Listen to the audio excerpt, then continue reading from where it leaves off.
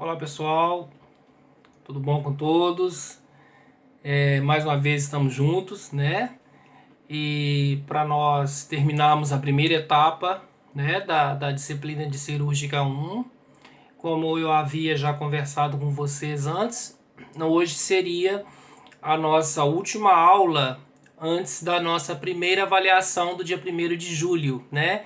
Que vai estar postada aí na plataforma para vocês, perfeito? Então, como eu já tinha orientado antes, né, sobre a nossa última aula antes da primeira avaliação, para que vocês possam acessar o sistema no dia 1º de julho, porque a nossa avaliação ela está, né, agendada para o dia 1º de julho e a segunda, dia 27 de julho. É isso? Como eu já coloquei na plataforma. Pois bem. Eu quero que vocês busquem lá na nossa literatura, no nosso material didático, na página 23, onde fala preparo do paciente para a cirurgia, né? Nós discutimos no início da disciplina que existe a terapêutica cirúrgica, né? O tratamento da terapêutica cirúrgica, ela é classificada em várias modalidades. Se vocês se recordam nas aulas que eu já enviei para vocês na plataforma. Nós temos a classificação como urgência, emergência e eletivo, né? O que eu irei falar agora não enquadra na urgência, não enquadra na emergência, e sim no eletivo, que é o que? Algo agendado. Quando eu falo emergência, que não pode aguardar, urgência, que pode aguardar algumas horas, talvez também a urgência não enquadra, não teria condições de enquadrar. Pode ser que o paciente rebaixe mais, pode ser que o paciente se descompense mais e ele evolua para uma emergência, correto? E quando fala preparo da pele, é o banho do paciente antes da cirurgia, né? Qual que é a finalidade do preparo dessa pele? É diminuir, é reduzir, né, a colônia de bactérias que podem estar presentes na pele desse paciente. E além do mais, falarmos também do processo de tricotomia, que nada mais é do que a retirada dos pelos pubianos feito pelo corpo da enfermagem. Alguns pacientes preferem fazer a tricotomia em casa, né, serem tricotomizados em casa, desculpe. E às vezes podem sofrer abrasões, podem sofrer cortes, e é porta de entrada. Então, na verdade, o médico orienta, e mesmo assim, às vezes, alguma situação particular de cada um faz com que ele faça a sua tricotomia em casa. Nada se impede de fazer isso, mas que aquela tricotomia seja bem realizada. E limpar a pele e reduzir o número de organismo está presente no paciente, modo de eliminar, é uma das finalidades que nós temos que ter, né? Lavar esse paciente com banho de aspersão, com cloroxidina não alcoólica, né? Ou com outro tipo de substância germicida, bactericida, esporicida, virecida, para que ele vá para o bloco cirúrgico já de uma forma de acordo com o protocolo. Mesmo que o paciente vire para nós e fale, eu já tomei banho em casa, né? Tanto que eu já vim até feito com o corte dos pelos. A gente vai fazer um examezinho rápido, um exame físico. E a gente vai falar, olha, é protocolo da casa, é medida administrativa da casa. Então tem que tomar um outro banho antes de ir para o bloco cirúrgico, né? Não tem conversa, a gente conversa, dialoga e explica a necessidade. E lá na literatura fala que a higiene corporal do paciente e o preparo da região em que fará a incisão deve ser realizada na unidade de internação. Ou às vezes, como eu falei, a tricotomia, né, o paciente tricotomizado, ele pode ser feito em casa, né, ou ele pode ser feito dentro do hospital com apoio da enfermagem. Isso depende muito da condição pessoal do paciente, né? E cuidado principalmente com pessoas idosas que têm peles glabras, peles sensíveis, que não tem mais colágeno, não tem mais elastina, né? Já não é uma pele rígida como a nossa, e com o passar do tempo, com os radicais livres, as radiações, produtos, né, de origens aí nocivos, podem comprometer o sistema tissular e esta ou este paciente ter aí um comprometimento na hora de fazer a sua tricotomia em casa, que é um dos riscos que a gente pode ter de abrir, né, lesões, né, abrasões e ter porta de entrada. Como eu falei, o banho ele é importante, né? É padrão dentro do hospital, né? Esse preparo do paciente para a cirurgia é importantíssimo isso daí. Mesmo que o paciente às vezes seja um pouco arredio, às vezes o paciente seja um pouco limitado, não tenha, né, essa percepção de interpretar que é importante para nós na enfermagem e para ele muito mais, mas a gente acaba ganhando a confiança e esse paciente ele tem que ir para o bloco sim, né? Também não deixe de ser chamado de pré-operatório imediato, né? Dentre outras palavras, que esse banho ele é importantíssimo. A eliminação dos pelos deve ser efetuada com intervalo mínimo entre a cirurgia, né? Ou seja, quanto menos tempo tiver entre a cirurgia e essa retirada dos pelos é melhor. Não adianta eu tirar o pelo pubiano hoje e fazer a cirurgia segunda-feira, né? O pelo é vida, né? Então não tem necessidade disso, o paciente vai sofrer.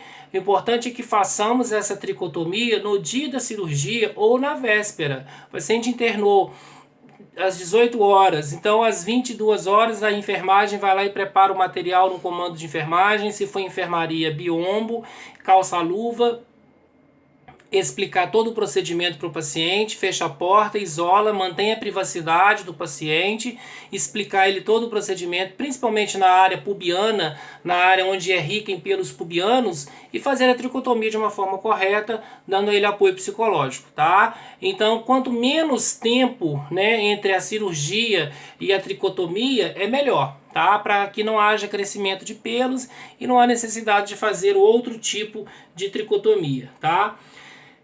Cremes depilatórios, né, gente, é uma situação muito particular. O hospital você não tem creme depilatório, né? O hospital você não tem cera. A gente tem o que? A lâmina, né, do Presto Barba mesmo. Tem alguns e algumas que têm intolerância e alergia.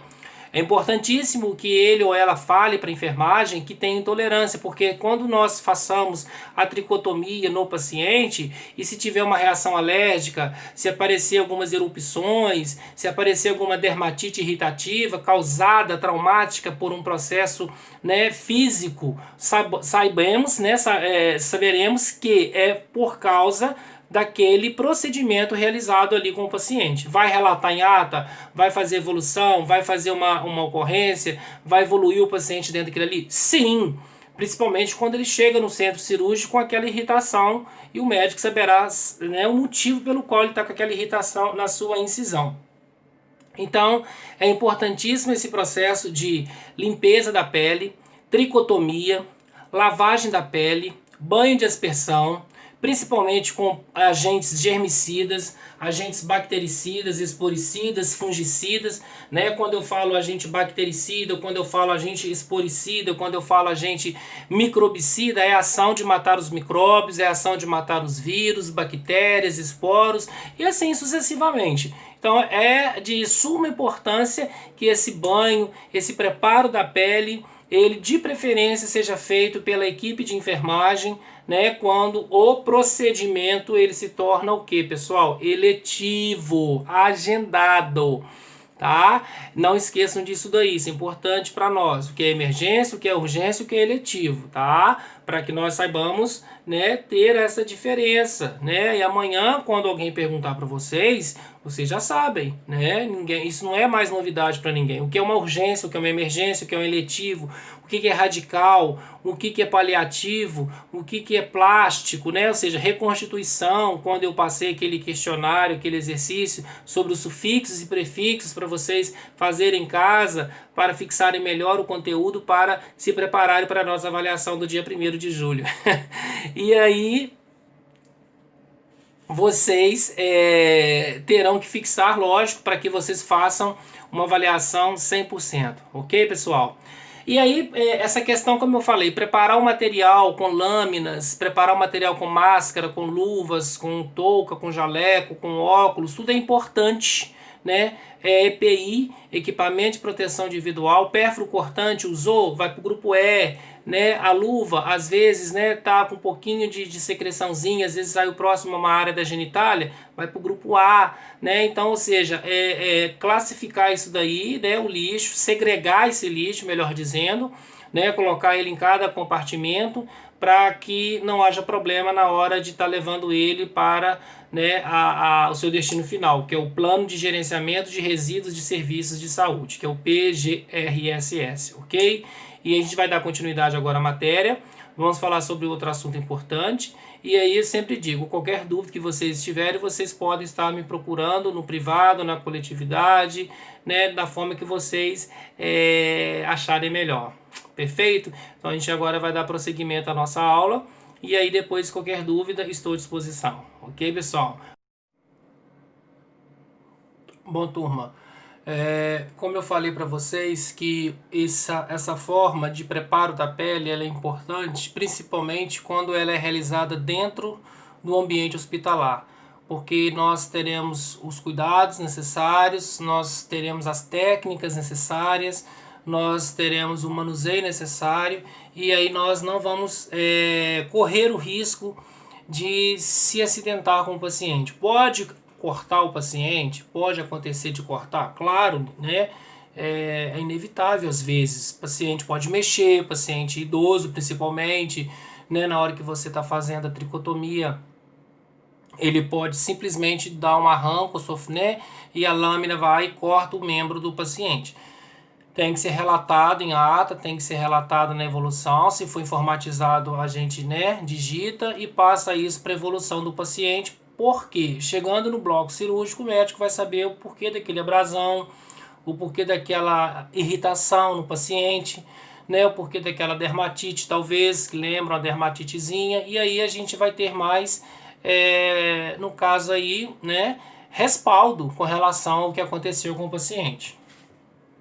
E lá na literatura, na página 25, fala do transporte. Quem que pode levar o paciente para o bloco cirúrgico? Né? Pode ser o maqueiro, né? Quando o hospital tem maqueiro ou maqueira. Pode ser o auxiliar, o técnico ou o mesmo enfermeiro. Não é problema nenhum com relação a isso. Né? Então, assim, de uma forma bem ética, de uma forma bem responsável, que quem for levar esse paciente para o bloco cirúrgico, depois que ele realizou já o pré-operatório imediato no quarto, esse paciente ele não deve ser exposto, né, nos corredores. Nós temos que encaminhá-lo direto para o bloco cirúrgico para evitar exposição, para evitar às vezes questionamento de pessoas que às vezes o conhecem, né, a pessoa não quer que outras pessoas saibam que ela está fazendo uma cirurgia. Muitos escolhem cirurgias eletivas, fazerem em finais de semanas para evitar acúmulo, fluxo maior de pessoas no hospital. Então, gente, ser principalmente o princípio de tudo, ter como manter a privacidade do paciente, encaminhando esse paciente para o centro cirúrgico. Igual na literatura está falando, acompanhar as assistentes de sala de cirurgia até a cabeceira do paciente para apresentação e identificação. Já não é quem leva, né? Já é quem está dentro do bloco cirúrgico, né? Eu sempre falo, um bom dia, uma boa tarde, uma boa noite, meu nome é João, meu nome é Maria, meu nome é... Né, identificar para o paciente, passar segurança para o paciente, passar tranquilidade para o paciente, né? Senhora é a senhora Maria, fulana e tal, o nome completo, a idade dela, perguntar onde ela está, perguntar por que ela está no hospital, né? Às vezes, acidentalmente, o maqueiro possa ter levado o paciente errado para o bloco cirúrgico, né? Isso não é comum, né? Podemos dizer que seriam casos extremamente isolados, mas é importante que a enfermagem ela tenha conhecimento do paciente, vê lá o mapa cirúrgico, se bate com o paciente, né, conversa com o paciente, dialoga com o paciente, e também ao mesmo tempo, quando eu faço isso, eu estou fazendo uma terapêutica com o paciente, estou fazendo uma terapia ocupacional com o paciente, passando para ele o que? Tranquilidade, relaxamento, segurança, né? Até que chegue a equipe da anestesia, chegue a equipe da cirurgia, chegue o instrumentador ou a instrumentadora. Completar a papeleta da lista de verificação pré-operatória e incluir os resultados laboratoriais, né? Se esse paciente está com todos os papéis corretos dentro da sua ficha. principalmente a autorização da cirurgia. Cirurgias eletivas tem que ser autorizada, tem que ter o termo de consentimentos, né? E o paciente ele tem que assinar para fazer a cirurgia. Se não tiver assinatura, o médico não faz a cirurgia. Além do que está na pasta do paciente, que é o termo de autorização da cirurgia, tem que estar anexado os exames pré-operatórios, já falamos sobre isso, tem que estar presente aí, né, o laudo do risco cirúrgico, tem que estar presente os exames, raio-x, toda aquela questão. O paciente internou, os exames pré-operatórios, eles devem estar anexados junto da pasta da ficha desse paciente. E reconhecer a importância de coordenar um trabalho de grupo para assegurar a chegada do paciente à sala de cirurgia na hora apropriada, né? Evitar, às vezes, como eu falei, conversas desnecessárias, evitar assuntos desnecessários, tratar o paciente, né, de uma forma humanizada, tratar o paciente de uma forma cordial. O gestor, né, do centro cirúrgico, no caso o enfermeiro, ele sempre tem que buscar treinar, sempre tem que fazer uma educação continuada e permanente da sua equipe. Eu sempre falo, trabalhar em centro cirúrgico tem que ter perfil. Né? Porque eu sou enfermeiro, porque eu sou técnico, eu tenho que gostar de todos os setores. Não é essa a condição que a gente tem. Né? Eu faço enfermagem, eu sou enfermeiro porque eu gosto. Mas qual que é o setor que eu tenho melhor afinidade por ele? Tem pessoas que não gostam de pediatria, tem pessoas que não gostam de hemodiálise, tem pessoas que não gostam de pronto-socorro. Nem por isso ele não é um melhor profissional. Nem por isso ele vai deixar de ser um profissional competente naquilo que ele faz. Se precisar, ele vai cobrir férias, cobrir falta de alguém que às vezes passou mal, talvez. Mas não é o setor que ele tem melhor afinidade. Por isso que existe professor de matemática, geografia, química e física. Por quê? Para cada um na sua área, né? Então a enfermagem ela é assim também, ela é em evidências, né? Nós podemos e devemos e somos autorizados a trabalhar em qualquer setor de qualquer ala de qualquer hospital. Só que tem setores que você tem mais afinidade, tem setores que você tem menos afinidade. O que isso vai pesar na sua competência como profissional de enfermagem? Nada, né? E aí, pessoal, passando para um próximo assunto importante também na literatura de vocês, posicionamento do paciente na mesa operatória, né? Antes do paciente ficar na posição adequada para ele fazer a cirurgia, ele deve ficar em posição de decúbito dorsal. O que é essa posição de decúbito dorsal, João? Barriguinha para cima, né? Ventral, barriguinha para baixo. Qualquer que seja a cirurgia dele, primeira posição, que é um cuidado nosso de enfermagem, é colocar esse paciente em posição de decúbito dorsal. Outro cuidado de enfermagem importantíssimo, nós jamais devemos esquecer. Nunca, prestem atenção, hein? Nunca deixar o paciente sozinho na mesa, nunca deixar o paciente sozinho na sala de cirurgia. Isso nunca pode acontecer, em hipótese alguma. Primeiro, ele pode sofrer uma queda da mesa cirúrgica. Segundo, ele pode sofrer uma convulsão. Terceiro, ele pode apresentar um choque hipoglicêmico pela dieta zero. E outra questão também é uma questão ética e moral, né? Que envolve o profissionalismo. Então, jamais na nossa profissão, nós nunca vamos deixar o paciente sozinho dentro de um bloco cirúrgico, numa mesa cirúrgica. Eventualmente, se acontecer uma intercorrência, sei lá, com outro bloco, alguma coisa bem assim isolada. Fora isso, mesmo assim, né, tenhamos que ter muito cuidado com relação a esse cuidado de enfermagem. Ok? A escolha dos anestésicos e a observação, né, dos seus efeitos. Anestesia, quem escolhe é o médico anestesista, mesmo porque o paciente já passou por uma consulta com anestesistas antes da cirurgia, por ser uma cirurgia eletiva. Hoje sabemos que 99% de todas as cirurgias eletivas, os médicos hoje, tanto cardiologistas que fazem o risco cirúrgico, quanto o médico que vai operar o paciente, pede para procurar o anestesista. Isso é importante também. Então a anestesia, seja RAC, seja PERI, né, se for geral, sob sedação, geral com intubação, né, plexular, paravertebral, qualquer outro tipo de anestesia, quem vai escolher é o anestesista. O que vai pesar nisso? O biotipo da pessoa, a genética, as comorbidades que a pessoa pode apresentar, o peso da pessoa, se ela tem, por exemplo, como comorbidade, DPOC, né, se ela tem doenças cardiovasculares como uma claudicação intermitente ou uma trombose venosa profunda, não sei. Então, a consulta com o anestesista é de suma importância, né? Primeiro porque eu vou conhecer o anestesista, eu vou tirar todas as minhas dúvidas, eu vou esclarecer tudo o que eu preciso para ele vai passar tudo o que precisa para mim. Às vezes é necessário uma medicação pré-anestésica para esse paciente um dia antes da cirurgia, para tirar o medo, a ansiedade. O paciente é depressivo, o paciente é ansioso, o paciente tem quadro de bipolaridade, às vezes o paciente tem um quadro de labilidade. Para quem não sabe, paciente com quadro de labilidade é um paciente que tem alteração do humor, tá, gente? Então é importante que o anestesista saiba disso e faça ali uma pré-anestesia 22 horas antes da cirurgia. O midazolam, um alprazolam, um lexotan, né? Um hipnótico, um sedativo, um neuropilético, um psicotrópicozinho, qualquer medicamento que vá fazer um relaxamento muscular nele, né, para que ele fique mais tranquilo para que não haja nenhum problema na hora da cirurgia, né? Ao colocar o paciente na cirurgia, na posição, deve-se observar alguns cuidados. Por exemplo, conforto e segurança. Não existe. Sabemos que não existe conforto e segurança em mesa cirúrgica. Esse paciente não pode ficar sozinho. Perfeita exposição da área a ser operada, perfeitamente, né?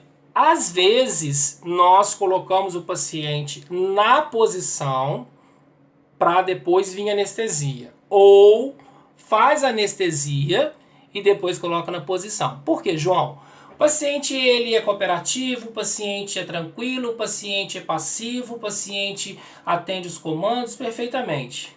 Então, eu posso colocar ele na posição para depois, né?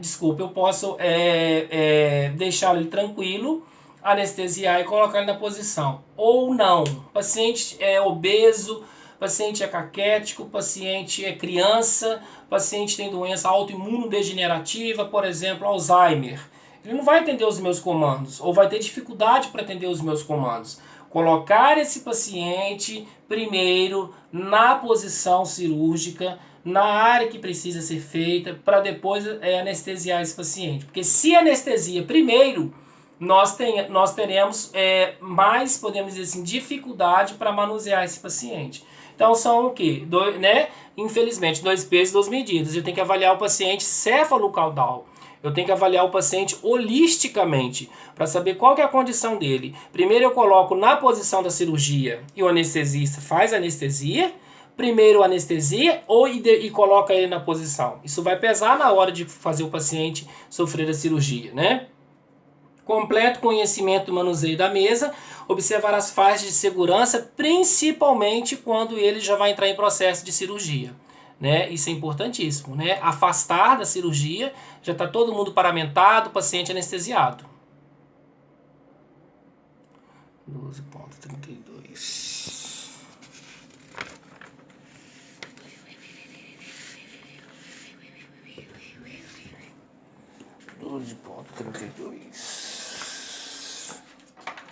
Davis, toma.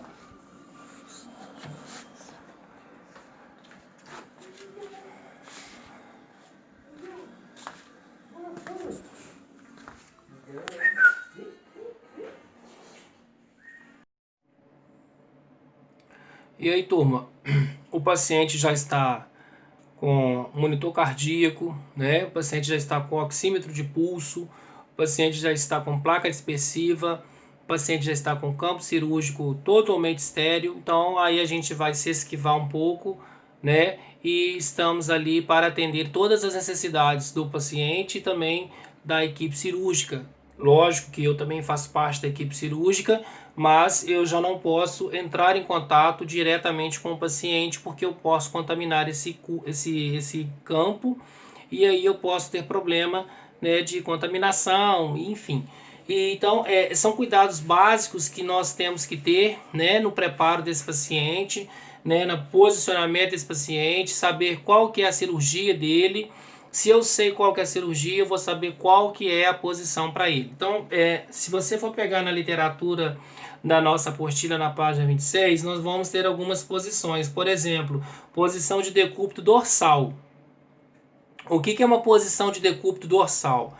Posição de decúbito dorsal, barriga para cima, né? Paciente em posição, né, de supino, né, súplica, né? E toda e qualquer cirurgia que envolve cabeça, pescoço, ombro, né, região do tórax, região do abdômen, região, né, dos flancos, do epicôndrio, região da coxa, região da patela, região da tíbia, da fíbula, né, região do dorso do pé. Então, toda a cirurgia que for realizar no paciente em decúbito dorsal, quando eu falo decúbito dorsal, eu falo o quê? Barriga para cima, né? E aí a gente pode imaginar N cirurgias, desde uma cesariana até uma mamoplastia, lipoaspiração, apendicite, né? Paciente com quadro de apendicite, apendicectomia, cirurgia da tireoide, cirurgia, né? Retirada da placa de ateroma, da arterectomia carotídea, né? Que é a retirada da placa de ateroma, que está dentro da carótida e que impede a passagem de oxigênio que vai para o cérebro, onde a pessoa pode ter uma hipóxia cerebral devido ao aumento da produção dessa gordura que impede a passagem do sangue, né? Cirurgias de catarata, fasectomia, né? Retira aquela catarata opaca e coloca coloca um cristalino, que é o que? O meu cristalino artificial agora industrializado, porque o meu cristalino normal, né, ele não serve mais, ele está opaco, ele está com um processo que eu chamo de catarata, né? Então faça a raspagem, retira meu cristalino que já não vale mais para eu enxergar, coloca-se então no caso um outro cristalino que é industrializado e aí, né, posição de decúbito dorsal, barriga para cima.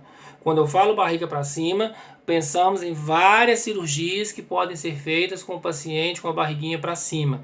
E aí nós citamos algumas. Posição de decúbito lateral, né?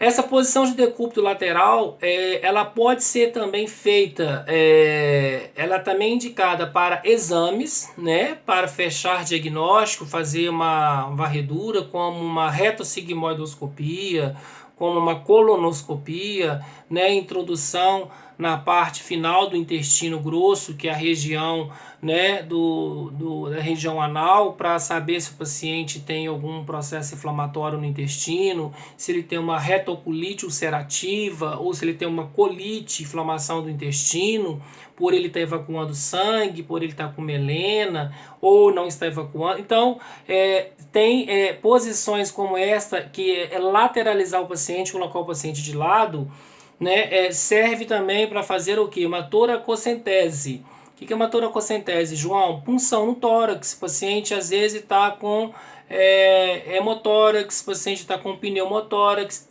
sangue, tórax, presença de cavidade de sangue, na cavidade torácica, né? Ou excesso de ar. Então tem que fazer uma drenagem, né? E coloca o paciente na posição de decúbito lateral. Flete-enema, lavagem intestinal. O paciente também fica nessa posição, explicar o procedimento, isolar o paciente, manter a privacidade deste paciente, preparar o material, né? Sempre estando em equipe, é bom, importante falar isso, em dupla, para que a gente possa fazer um trabalho da melhor forma possível, né? Para que não haja nenhum tipo depois de surgimento, talvez, de levantamentos, de comentários que não vem ao caso, mas que às vezes é importante sempre a gente estar trabalhando em grupo, né, ou em dupla, se for o caso, e assim sucessivamente. Então, a posição de decúbito lateral, ela também pode ser realizada, principalmente quando eu falei nas cirurgias, principalmente do pulmão, né, nos espaços intercostais, que são quem? As costelas, né? Então é importante o paciente ficar na posição lateralizada para ele fazer aquele procedimento que precisa. Ou alguns exames, como eu falei agora, né, que envolve a região anal, evacuando sangue, né, perdendo sangue nas fezes, que eu chamo de melena, né, sangue oculto nas fezes.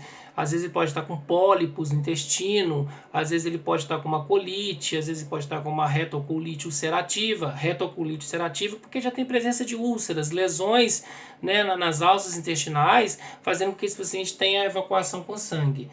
E a posição de Foley, né, ou posição sentada, né, paciente geralmente sentado, é indicado mais para quê? Para dieta. Paciente que vai sofrer uma dieta, né, dieta nasogástrica. Nós não colocamos o paciente deitado para fazer uma dieta nasogástrica. Você come deitado? Você dá comida a alguém deitado? Né? Qual o risco que eu tenho de dar a comida pastosa, por exemplo, para um idoso que está deitado? Qual que é o risco? Broncoaspirar. Eu tenho que pensar que mesmo esse paciente estando recebendo uma dieta nasogástrica, ele tem que estar na posição Foley ou semi-Foley, né? Nessa posição aqui, ó. Por quê?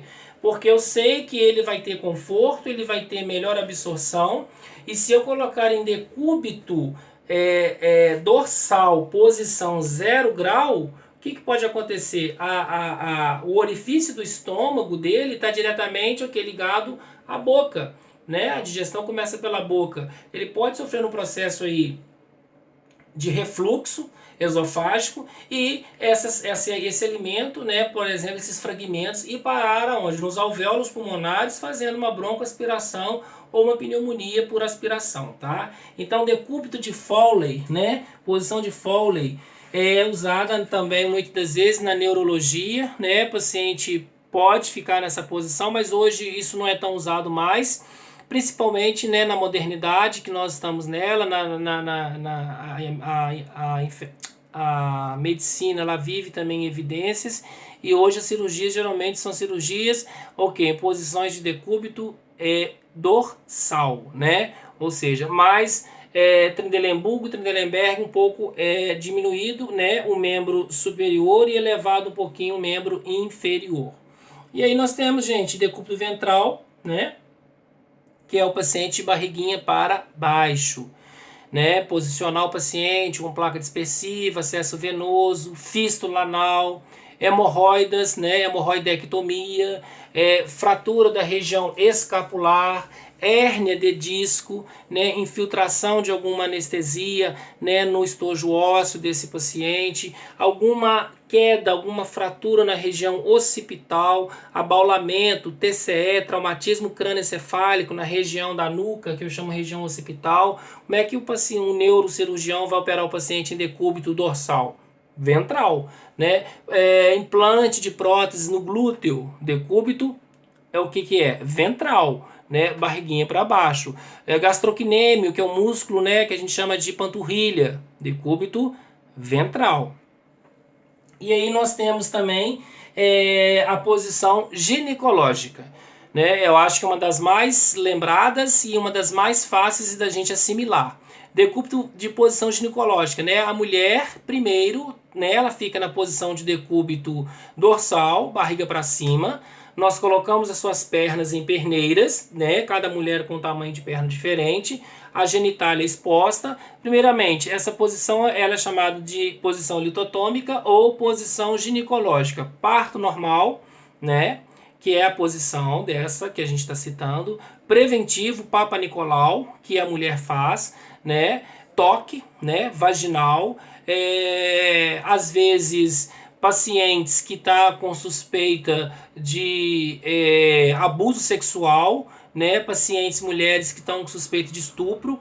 Então o médico da medicina legal, que é o médico da polícia civil, que é o perito da polícia civil, ele tem que colocar essa pessoa, essa vítima, né, na posição de decúbito, né, dorsal, e depois na posição ginecológica para avaliar toda a área perianal, para saber se teve, além de coito vaginal, se teve coito anal, pela presença de rachadura, de fissura, edema na vagina, principalmente se for criança, se já não tem mais o ímen. Então o médico perito da Polícia Civil, ele tem que colocar essa vítima, podemos dizer assim, na posição de decúbito, né, dorsal, explicar todo o procedimento, né, para o conselho tutelar que está presente, para a mãe que está presente, ou responsável, e aí colocar na posição ginecológica, explicar a vítima que já está assustada, que está com medo de tudo, e dar maior apoio psicológico naquele momento, que precisa ser examinada para fechar ali o laudo e enviar o processo para onde deve ser enviado. Correto? Homens fica nessa posição? Fica, né? Ginecológico quando vai fazer cirurgias renais, né? Tanto mulher quanto homem. A retirada de, né, litíase renal, que eu chamo de cálculo renal, é feita pelo pênis ou é feita pela vagina, né? É introduzido um catéter, né? Um tipo como se fosse uma endoscopia, desculpa, do pênis, como se fosse uma endoscopia da vagina. Introduz, né, por vídeo, ele está visualizando e ele vai até onde está presente o cálculo renal. O que ele faz, João? Ele pulveriza, ele quebra em fragmentos aquele cálculo renal e vai retirando ele pelo canal da vagina, pelo canal do pênis, e depois de retirar todos aqueles fragmentos pulverizados do cálculo renal, é colocado uma sonda vesical de demora, é colocado um catéter duplo J, né, que lembra praticamente, né, esse desenho que a gente faz assim, né, que faça com que o paciente ele automaticamente ele não tenha nenhum tipo de rejeição ou inflamação no paciente, tá? Só para entender um pouquinho, catéter duplo J, tá? Mais ou menos assim, grosseiramente passando para vocês. Catéter duplo J. Isso é introduzido depois da cirurgia. Geralmente o paciente fica com ele 30 dias, 20 dias, varia da condição clínica e varia da condição do médico. E depois retira vida normal, tranquilo, sem problema algum. Retirada de cálculo renal, retirada, né, da litíase renal é pela posição ginecológica, tanto para homem quanto para mulheres. Ok, pessoal? Então, gente, eu quero agradecer vocês, tá? Deixei esse recadinho para vocês, essa mensagem de hoje, a nossa aula. Encerramos por aqui a nossa primeira etapa. A nossa prova é dia 1º de julho, já vai estar postada na plataforma. Tudo que eu falei até hoje, mais os trabalhos que foram emitidos para vocês via plataforma, né? Vocês terão acesso a partir, né, do dia 1º, que é a nossa avaliação de enfermagem, né, de cirúrgica 1, ok? Então, desejo a todos boa sorte, um forte abraço, tá? E vou publicar para vocês no dia 1º